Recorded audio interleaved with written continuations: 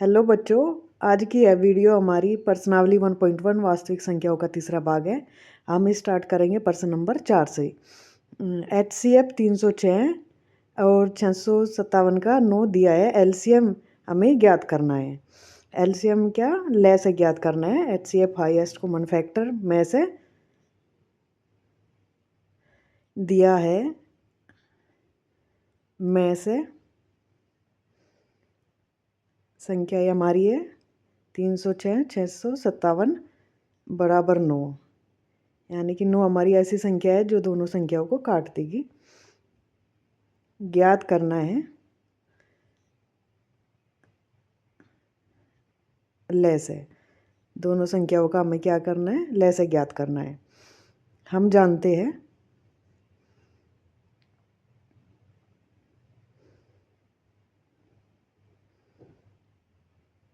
लय से गुणा में से बराबर होता है दोनों संख्याओं का गुणनफल। तो हमारा ये फॉर्मूला है, लय से गुणा में से बराबर दोनों संख्याओं का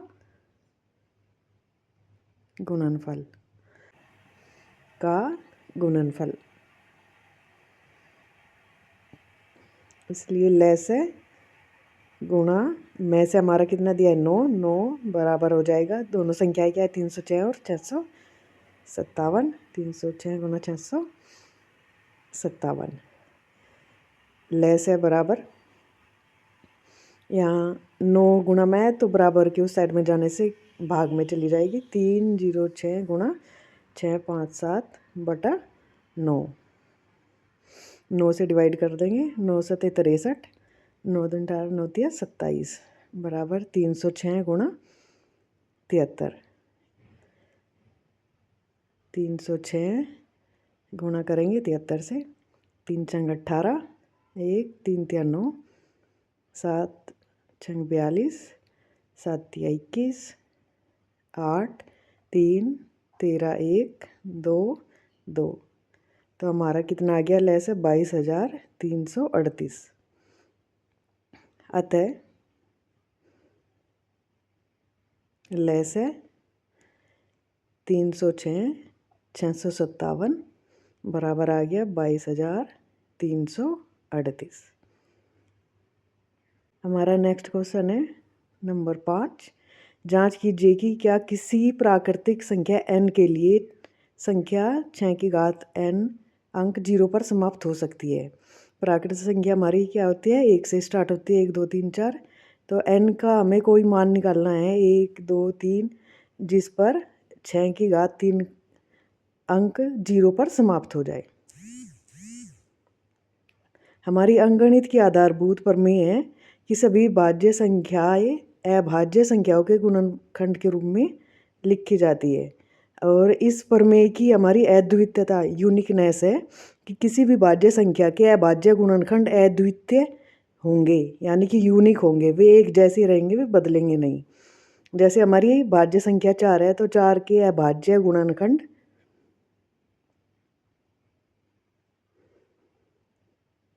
हमारे कितने होंगे, 2 गुणा 2। तो हमारी 4 जहाँ भी भाज्य संख्या होगी उसके अभाज्य गुणनखंड हमेशा 2 गुणा 2 ही होंगे। 4 की घात 2 करें तो 4 गुणा 4, यहाँ पर भी 4 के क्या आएंगे अभाज्य गुणनखंड 2 गुणा 2, और दूसरे 4 के 2 गुणा 2। तो ये हमेशा यूनिक रहते हैं। जो भी भाज्य संख्या है उसके अभाज्य गुणनखंड हमेशा यूनिक रहेंगे। 6 के क्या आ जाएंगे हमारे 2 गुणा 3। 6 की घात 2 कर दे तो कितना आएगा 6 गुणा 6। तो यहाँ से भी हमारा 2 गुणा 3, और इस दूसरे 6 के भी 2 गुणा 3। तो ये हमेशा एक जैसे ही रहेंगे, यूनिक रहेंगे। जहाँ भी ये भाज्य संख्या होगी इसके अभाज्य गुणनखंड यूनिक रहेंगे। हम 10 लेते हैं तो 10 के कितने आएंगे 2 गुणा 5। 10 जहाँ भी होगी संख्या उसका अभाज्य गुणनखंड हमेशा 2 गुणा 5 होंगे। अब चलते हैं सवाल की तरफ। 6 की घात n हमें दिया है संख्या 6 की घात n।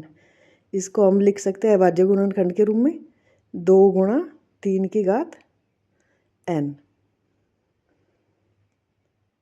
अभी हमें संख्या ज्ञात करनी है जो 0 पर समाप्त हो। सबसे पहले हम लिखेंगे कि यदि कोई संख्या जीरो पर समाप्त होती है, संख्या जीरो पर समाप्त होती है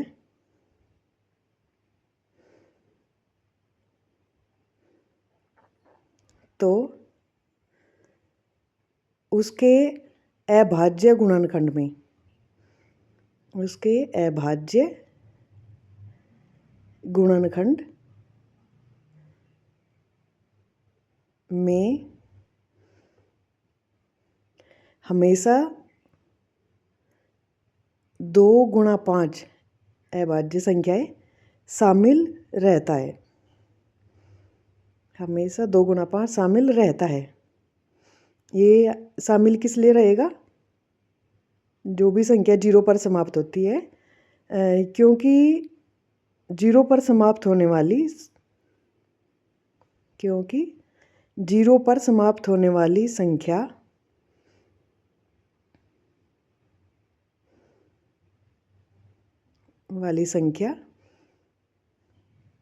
हमेशा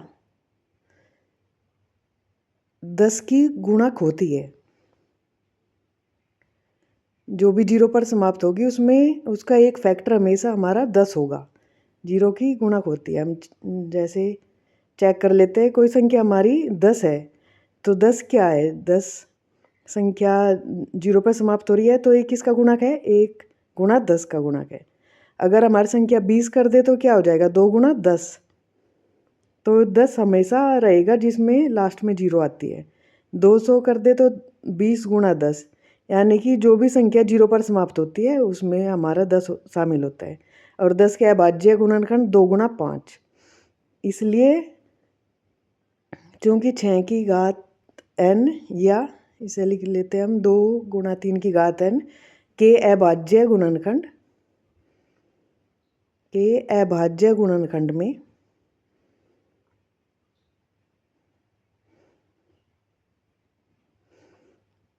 दो शामिल है परंतु 5 शामिल नहीं है। और जीरो पर ख़त्म होने वाली संख्या के लिए हमें क्या होना चाहिए, हमारे अभाज्य गुणनखंड उसमें शामिल 2 गुणा 5 होने चाहिए, लेकिन यहाँ पर क्या है, 2 शामिल है, 5 शामिल नहीं है। इसलिए प्राकृतिक संख्या n जो हमें दिया है क्वेश्चन में, का कोई भी मान ऐसा नहीं है जिसके लिए संख्या 6 की पावर n अंक 0 पर समाप्त हो। ऐसा कोई भी इसका मान नहीं है, 0 पर समाप्त हो। हमारा अगला क्वेश्चन है क्वेश्चन नंबर 6। व्याख्या कीजिए कि 7 गुणा 11 गुणा 13 जमा 13 और 7 गुणा 6 गुणा 5 गुणा 4 गुणा 3 गुणा 2 गुणा 1 जमा 5 भाज्य संख्याएं है। हमें ये संख्याएं कैसे ज्ञात करनी है कि ये संख्याएं भाज्य संख्या है। हमें क्या दिया है, 7 गुणा 11 गुणा 13 जमा 13, इसको हम संख्या बना लेते हैं। 7 में 11 की गुणा करके 77 जमा 13 बराबर, हम गुणा कर लेते हैं पहले। 77 गुणा 13, 3 7 21, 3 7 21 2 23, 1 7 7, 1 7 7, 1 10 हासिल लगा 1 10, 1 0 0 1 जमा कितना बचा हमारा यहाँ पर 13, बराबर हो गया 1 0 1 4। हमारा हमने इसमें पहले गुणा और बाद में जमा क्यों किया, बोर्ड मास के नियम के अनुसार। पहले ब्रैकेट, फिर ऑफ, फिर डिवीज़न, फिर मल्टीप्लिकेशन, एडिशन, सब्ट्रैक्शन। हमारा क्या था, मल्टीप्लिकेशन था, और फिर उसके बाद में हमने क्या किया, एडिशन। पहले गुणा किया फिर जोड़ा। अभी हम क्या करते हैं, 1014 के अभाज्य गुणनखंड निकालते हैं। अभाज्य गुणनखंड 1014। 2 से डिवाइड करेंगे, 2 पंजे 10, 0 सते 14, 2 से डिवाइड नहीं होगा, 5 7 12, 3 से हो जाएगा, 3 एकम 3, 3 छंग 18, 3 निम 27, अभी 3 से नहीं होगा, ये 13 से होगा, 13 एकम 13, 13 13, हमारे कितने आ गए, 2 गुणा 3 गुणा 13 गुणा 13। अभी चूँकि यह अभाज्य गुणनखंड अभाज्य गुणनखंडों 2 गुणा 3 गुणा 13 का गुणनफल है। तो अंकगणित की आधारभूत प्रमेय के अनुसार सभी भाज्य संख्याएं अभाज्य संख्याओं का गुणनखंडों का गुणनफल होते हैं, अतः यह एक कैसी भाज्य संख्या है। हमें क्या सिद्ध करना था, यह संख्या भाज्य है या नहीं, तो यह एक भाज्य संख्या है। अभी हमारी दूसरी संख्या क्या दिया है, ये थी पहली संख्या, अभी दूसरी 7 गुणा 6 गुणा 5 गुणा 4 गुणा 3 गुणा 2 गुणा 1 जमा 5। हम निकाल लेंगे इनको गुणा करके और बाद में जोड़ के। 7 छंग हमारा कितना हो जाएगा, 42, 7 की 6 में गुणा करके, 7 छंग 42 गुणा 5 चौक 20, बाकी बचा है 3 दूनी 6 एकम 6 जमा 5 बराबर निकाल लेंगे। 42 की गुणा कर लेंगे किसमें, 6 दूनी 12, 120 में 42 की गुणा, 2 0 0, 2 दूनी 4, 2 एकम 2, 4 से 4 0 0, 4 दूनी 8, 4 एकम 4, 0 4 0 5। तो हमारी संख्या आ गई हमारी 5 0 4 0, बची हुई संख्या है जमा 5 बराबर 5 0 4 5। यह हमारी संख्या आ गई हल करने के बाद। अब इसकी क्या निकाल लेंगे, अभाज्य गुणनखंड। 5 0 4 5 के अभाज्य गुणनखंड,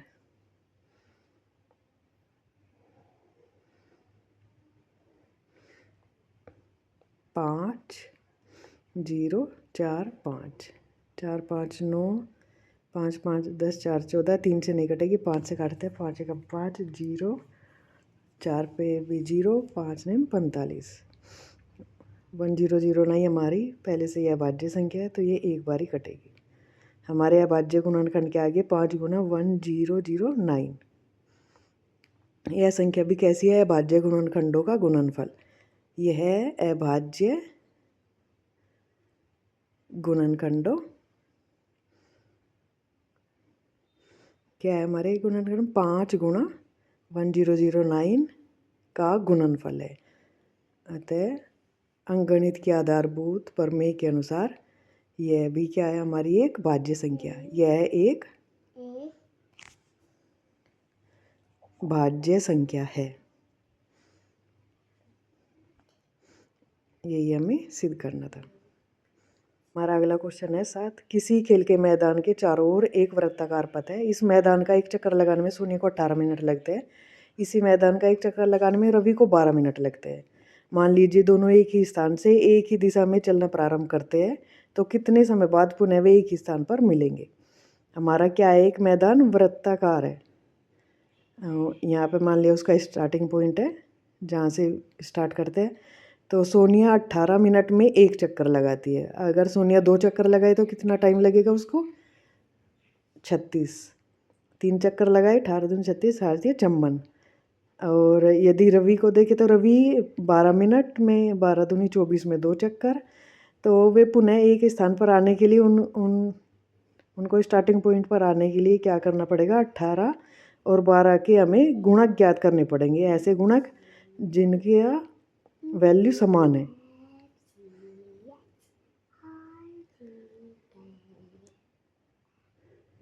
तो सोनिया व रवि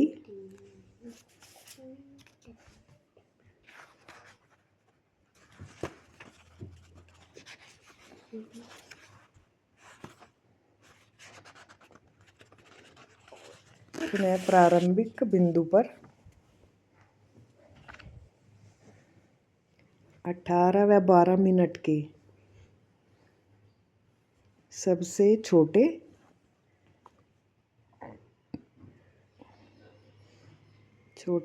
उभयनिष्ठ गुणक पर मिलेंगे, क्योंकि एक चक्कर फिर 2 चक्कर फिर 3 चक्कर, तो उनकी हम गुणा करने के बाद दोनों के हम क्या कर लेंगे, उभयनिष्ठ गुणक ज्ञात कर लेंगे जो सबसे छोटा होगा।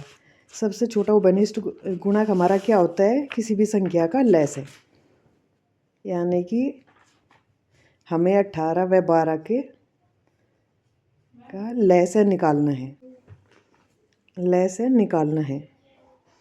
लैस हमारी क्या होती है, दोनों संख्याओं से कट जाने वाली, विभाजित होने वाली सबसे छोटी संख्या, जो भी उसका उभयनिष्ठ गुणक है, वो हमारा लैस है। लैस निकालने के लिए हम क्या करेंगे, अब 18 के अभाज्य गुणनखंड ज्ञात करेंगे।